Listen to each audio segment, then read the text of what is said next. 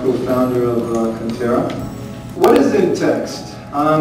Traditionally, bloggers have been monetizing their blogs with the standard ads from ad networks, be it banners or text ads.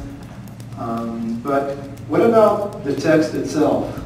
The user's attention is really on the text, and that's where we're focusing, using the text as a monetization opportunity.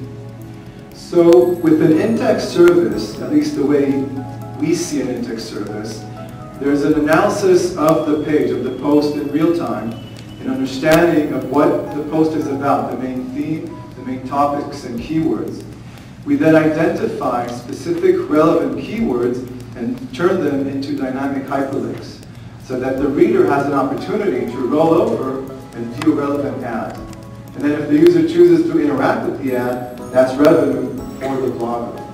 Hi, I'm John Chow from johnchow.com, and I love Conterra because they allow me to monetize my blog without taking up any extra ad space.